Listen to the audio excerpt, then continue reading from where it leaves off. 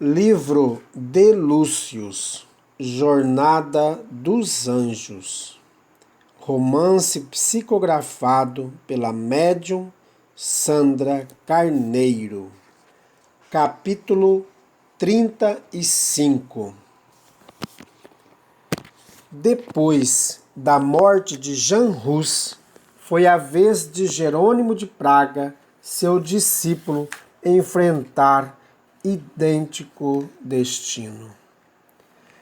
Seguiu defendendo os princípios de Hus e cerca de um ano mais tarde foi igualmente queimado na fogueira, condenado como herético.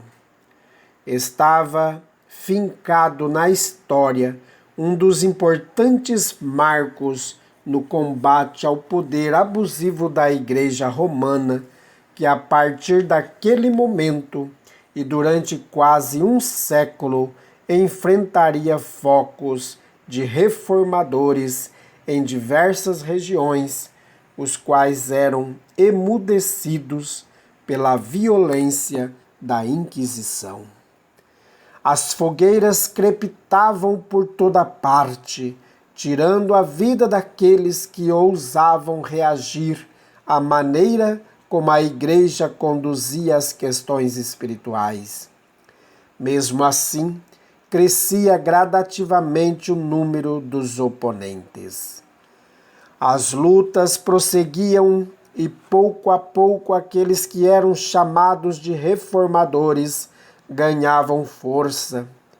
Finalmente, em outubro de 1517, o monge agostiniano alemão Martinho Lutero publicou as suas 95 teses contra as indulgências, e o movimento da reforma protestante espalhou-se por toda a Europa como um rastilho de pólvora. Daí em diante, quanto mais a Igreja Católica tentava conter e coibir as manifestações favoráveis à reforma e ao movimento protestante que surgia, mais ele se fortalecia. Em pouco tempo instaurou-se uma guerra sem precedentes no movimento cristão entre católicos e protestantes em praticamente todo o continente europeu. Muitos grupos protestantes nasceram em vários países, dando origem a novas seitas e denominações. Esses cristãos, que se fragmentaram em muitas formas diferentes de crer e compreender, tinham como base de fé a Bíblia e negavam, em sua grande maioria, os dogmas católicos.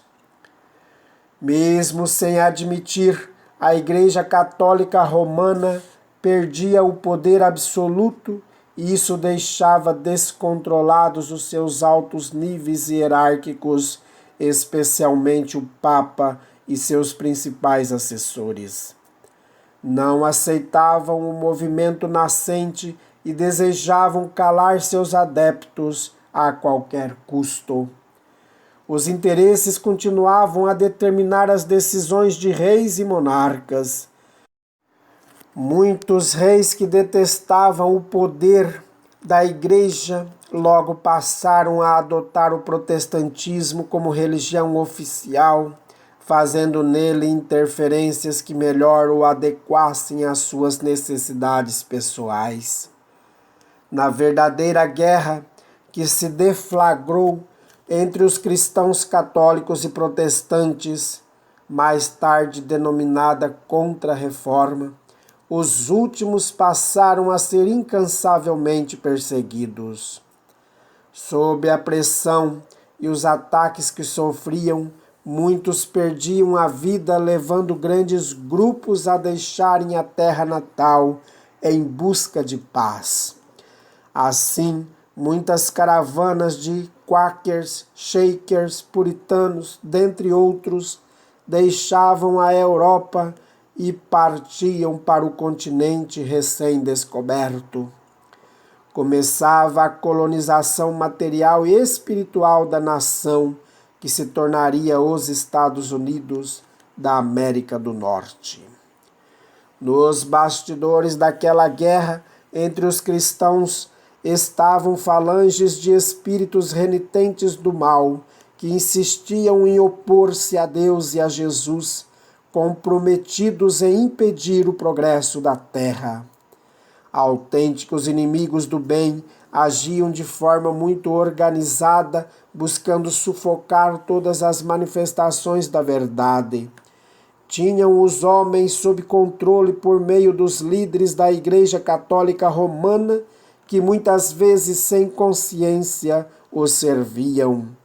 Quando a reforma eclodiu, abalando temporariamente seu domínio, estimularam a perseguição e destruição dos reformadores como forma de impedir-lhes o avanço.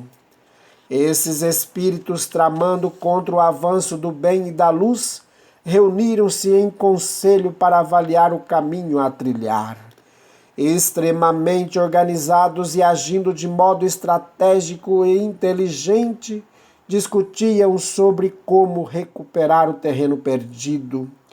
Entre eles estavam Núbio e seus assessores. O primeiro participava das decisões.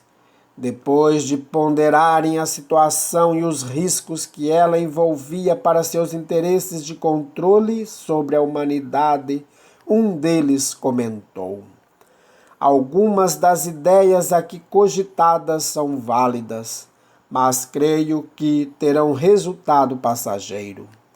Acirrar a perseguição poderá trazer reação ainda maior dos protestantes. Precisamos encontrar outro jeito. Várias foram as sugestões. Estudemos de perto os protestantes e suas fraquezas, que por certo todos têm, propôs Núbio. O orgulho dos homens prossegue sendo nosso maior trunfo, outro sentenciou. Podemos atá-los aos nossos interesses, desde que os façamos mover-se por ele. Núbio argumentou: vamos usá-lo então a nosso favor. E como faremos isso? Questionou alguém.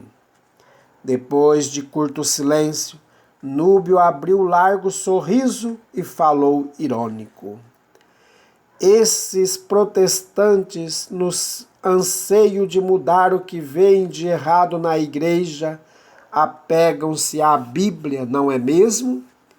A concordância foi geral. Pois vamos aprisioná-los à letra, afastando-os da essência à qual muitos se ligam com genuína devoção. Transformemo-los em escravos da letra morta da Bíblia, instaurando confusão em suas maneiras de compreendê-la. À medida que se agarrem ao limitado entendimento da Bíblia, em seu zelo pela verdade, poderemos criar entre eles a incompreensão, a desunião e seu consequente enfraquecimento. Irão se perder, o orgulho fará o resto, e logo se tornarão nossos servos outra vez. Houve grande confusão no salão, pois muitos rejeitavam a proposta de Núbio. Queriam oposição declarada, mais violência. Ao se acalmarem, um dos líderes falou: a sugestão de Núbio merece atenção e estudo. Acho que podemos estabelecer uma estratégia de enfraquecimento de seus valores e crenças, afastando-os assim do pernicioso cristianismo. Isso é o que mais nos interessa. Vamos usar suas fraquezas contra eles e dominá-los. Pensarão todos eles que estão com a verdade e viverão pela parte da verdade que enxergam, por ela lutarão, matarão. por ela nos servirão. Erguendo-se a entidade dominadora, caminhou até Núbio e disse, fitando-o: muito bem, Núbio. Estudaremos sua ideia e tiraremos dela o melhor proveito. Queremos ter os homens sob nosso controle. Prossiga e concretize os seus projetos em sua área de atuação. Assim que obtiver bons resultados, replicaremos entre os demais. Quero acompanhar aqueles que estão se deslocando para as Américas. Por quê? Sua região é aqui, entre os países anglo-saxões. Eu sei, no entanto, o novo continente oferece condições propícias à implantação de mais ampla forma de domínio. Além do mais, sei que muitos de nossos servidores reencarnaram em famílias que emigraram para lá. Grande número de nossos amigos romanos estão reencarnando naquela região. As facilidades econômicas que oferecem nos podem ser de grande utilidade para manipularmos suas fraquezas, acenando com o enriquecimento que todos desejam. E depois, quem sabe o que se poderá desdobrar desse processo? O outro resmungou em resposta. A descoberta das Américas foi postergada o quanto pudemos. Nada que leva o homem a se transformar nos interessa, mas não podemos evitar. Então, usemos essa transformação em nosso favor. Dê-me autorização e transferirei meus domínios para aquela região. Muitos protestantes estão indo para lá, instalando-se e construindo uma estrutura de sociedade que precisa ser detida. Focam a educação no estudo da Bíblia e veem o trabalho como forma de servir a Deus. O progresso será consequência certa dessa estrutura. E o que pensa fazer? Interferir para que esse progresso siga os rumos que nos convém, impedindo que alcance os aspectos espirituais e morais. No restante, quanto mais progredirem na direção que nos interessa, melhor. Comece a implantar seu plano aqui mesmo. Se obtiver resultado, poderá ir para as Américas, estender seu domínio sobre eles. Mais algumas discussões e a grande assembleia se desfez. Núbio iniciou imediatamente vigoroso ataque contra os protestantes, dominando-lhes a mente o quanto podia, deturpando através do orgulho sua dedicação sincera ao Evangelho, fazendo-os apegar-se cegamente às palavras da Bíblia, afastando da verdade todos os que conseguia pela limitação de seus corações. Alheia ao que sucedia na crosta da terra após muitos anos em penosa condição, acordando e adormecendo novamente, para outra vez despertar em angústia e sofrimento, Verônica começou a passar mais tempo acordada. Geórgia, Thomas e ela residiam em pequena e bela residência que em tudo lembrava as casas aconchegantes de Praga, enquanto sem os exageros de luxo e sofisticação. Verônica ocupava um dos quartos, que mais parecia uma enfermaria. Chegado o momento em que estava pronta para se levantar, Geórgia ajudou-a a sentar-se na cama e ela indagou: quem é você, afinal? Por que cuida de mim com tanto carinho? Deixando-se envolver pela ternura da mãe, Verônica caiu em pranto convulsivo. Geórgia sentou-se a seu lado e pediu: procure controlar-se, filha. É importante para o seu restabelecimento. Limpando as lágrimas que lhe desciam pela face, ela por fim conseguiu falar. Mãe, como pude não reconhecer você? Perdoe-me por não ter conseguido escutar seus conselhos, nem fazer o que me ensinou. Abraçando a jovem com ternura e aconchegando-a em seu colo, ela disse: minha filha, temos muito a aprender ainda.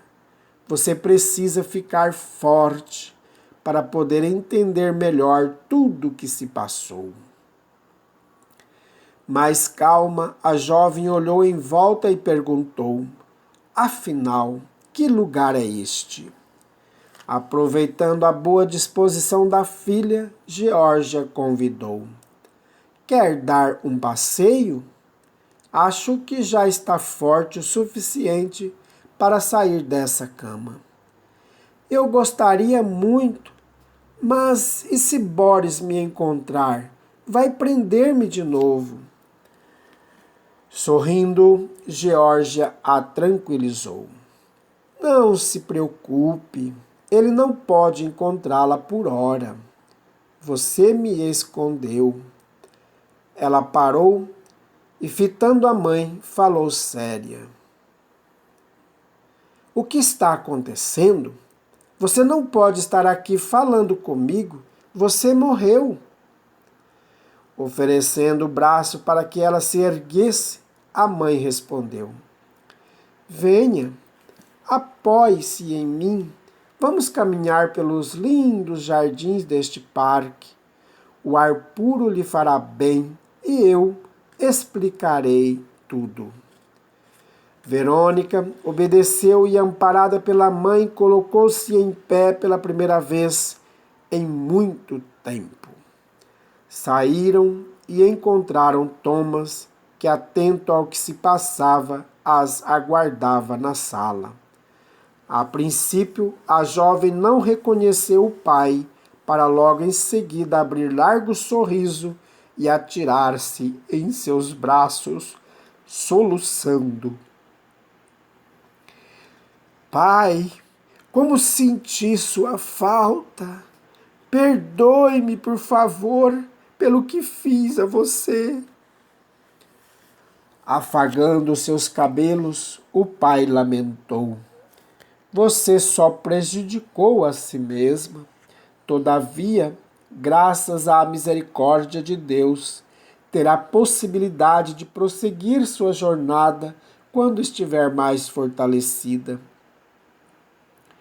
Ladeada pelos pais, a jovem saiu apoiada nos braços dos dois até alcançarem lindo jardim. Verônica examinou o lugar curiosa. Onde estamos? A não ser por algumas casas que se assemelham às de Praga, em nada reconheço a nossa cidade. Olhando a filha com carinho, Geórgia indagou: você ainda não compreendeu? Não compreendo nada. Acho sim, é que estou sonhando. Um lindo sonho do qual logo vou despertar no mosteiro, na cela infecta em que me encontro e continuar aquele sofrimento desesperador. A mãe procurou esclarecer. Foi naquela cela infecta, filha, que você acabou por perder sua existência na terra. Fitando os grandes olhos da mãe, ela perguntou: do que está falando? Você deixou o corpo físico, Verônica. Sua encarnação terminou. Habita esta colônia espiritual há mais de 100 anos. Diante da expressão perplexa da filha, prosseguiu: já no mundo espiritual, permaneceu longo tempo inconsciente. Demoramos a conseguir recolhê-la. Assustada, a jovem gritou: Não é verdade! Quem são vocês? Não percebe que sou sua mãe? Não sente o amor que nos une? Em extrema agitação, Verônica teve de sentar-se em um banco para respirar. Depois de alguns minutos, dirigiu-se aos dois. Não acredito. Isso só pode ser um pesadelo? Resoluta, Geórgia convidou. Pois bem, voltemos à nossa casa. Vamos levá-la por uma viagem no tempo. Acha que é o momento? Thomas questionou. Ela não pode mais fugir. É tempo de enfrentar a realidade para não perder novas oportunidades. Voltaram para a acolhedora residência. Acomodaram Verônica na cama e posicionaram à sua frente uma tela onde imagens sucessivas se faziam visíveis. Cenas de sua última existência passavam diante dela, que logo se reconheceu e começou a relembrar. Ao ver Boris, pediu: Por favor, parem. Eu me lembro, agora me lembro. Parem, já não suporto. Abraçando a jovem, Geórgia disse: Chega de fugir, Verônica. Você precisa acordar. Está perdendo tempo precioso. Deve voltar em breve à Terra, mas para que isso lhe seja útil, precisa aproveitar o tempo de que ainda dispõe em nosso plano para se preparar. Verônica tremia e ameaçou desmaiar. Geórgia e Thomas a sustentaram energicamente. Thomas saiu para buscar auxílio. Um pequeno grupo de amigos veio dar sustentação à importante conversa dos três. Verônica continuava tremendo e confessou em lágrimas: Tenho medo. Sei que tem. Inconscientemente sabe de tudo o que houve e teme que a história se repita. Depois daquele dia, longas conversas foram trazendo à memória de Verônica sua última experiência na Terra e ela dolorosamente teve de enfrentar seu fracasso. Lentamente a mãe a conscientizava de sua situação e aconselhava nova encarnação para que pudesse começar a refazer seus caminhos. Aos poucos toda a verdade foi sendo assimilada, inclusive sua existência e seus atos como Fausta. Foi então que ela, entristecida, recordou Constantino. Onde ele está agora? Está na Terra encarnado. E como está? Depois de permanecer por muito tempo desencarnado sob o domínio das entidades espirituais inimigas do bem, às quais se entregou durante a valiosa experiência como o imperador romano, sua situação espiritual se deteriorou. Atravessou séculos nessas condições, sendo por fim resgatado, e devido ao estado de demência em que se encontrava, foi necessário reencarnar, assumindo um corpo totalmente comprometido. Sua primeira possibilidade de reencarne foi fracassada, devido à grave situação espiritual em que se detinha o corpo físico. Carga genética cedida pelos pais não suportou e a mãe sofreu um aborto. Assim foram diversas tentativas até que a gestação chegou até o final e ele permaneceu encarnado por alguns anos. Outras encarnações em situação semelhante se sucederam e atualmente ele se encontra na Terra. Ainda é prisioneiro de um corpo mal formado, com comprometimento da inteligência. A deturpação de sua força mental e a utilização desta para o mal de que foi instrumento agora se reflete em um corpo com cérebro doente. Com um abafado grito de horror, Verônica colocou a cabeça entre as mãos e chorou amargurada. Quando conseguiu se acalmar, ergueu o rosto e entre lágrimas disse à mãe: "Gostaria de vê-lo." "Filha, tudo a seu tempo. Acredite em mim, você não está preparada para encontrá-lo no estado atual. Vê-lo assim poderia perturbá-la a tal ponto que dificultaria seu próprio restabelecimento. É preciso que você também se fortaleça e se prepare para uma futura reencarnação." O olhar distante e entristecido de Verônica levou George a manter longo silêncio. Depois, tomando as mãos da filha, disse: "Tenha paciência. Muito do que você me diz é misterioso para mim. Como posso retornar ao corpo outras vezes? Por mais que tente compreender, tudo me parece complicado. E por que esquecer o que vivemos? Por que não conseguimos lembrar para poder acertar?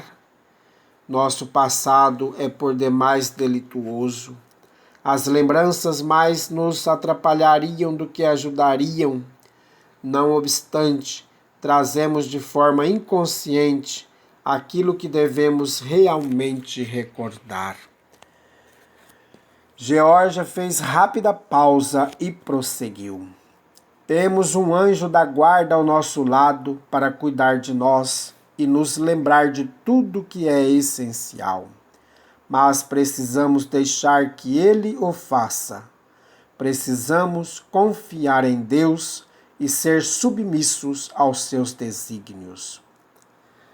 Verônica deu um profundo e triste suspiro e falou: Eu não consegui. Não escutei ninguém. Escutou aqueles que desejavam prejudicá-la, impedindo sua marcha evolutiva.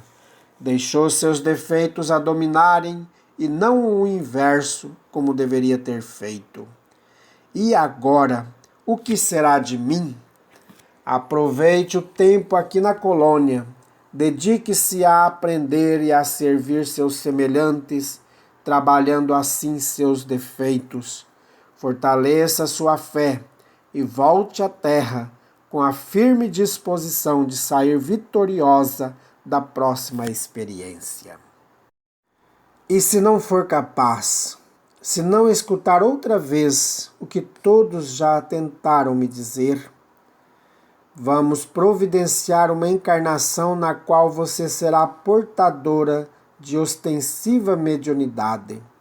Será impossível deixar de escutar a voz dos espíritos, aos quais terá a oportunidade, inclusive, de auxiliar como forma de resgatar parte de seus pesados débitos com a lei divina.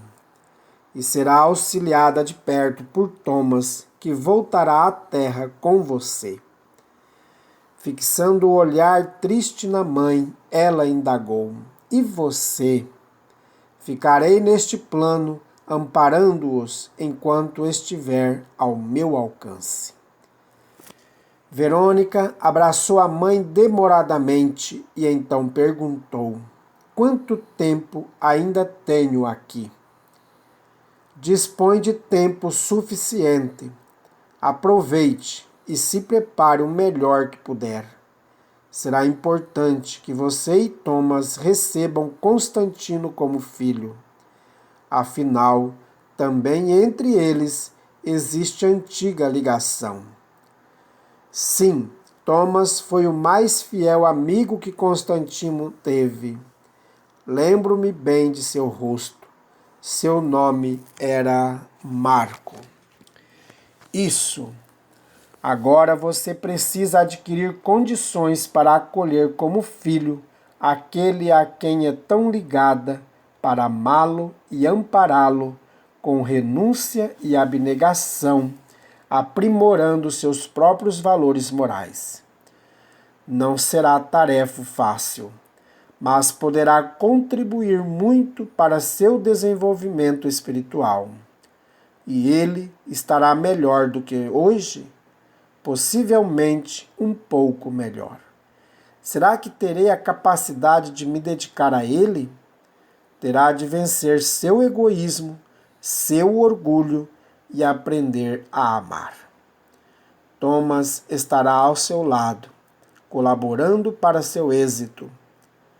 Após longo tempo em silêncio, deixando-se envolver pela beleza e suavidade da natureza à sua volta, ela por fim disse: "Vou tentar, mãe." Incentivando a jovem, George afirmou: "Você pode conseguir, acredite." Alguns anos mais tarde, Verônica recebia novo corpo denso e retornava à Terra para outra tentativa de reparar erros e refazer seu caminho, harmonizando-se com a lei divina para poder avançar rumo ao objetivo de evolução para o Criador.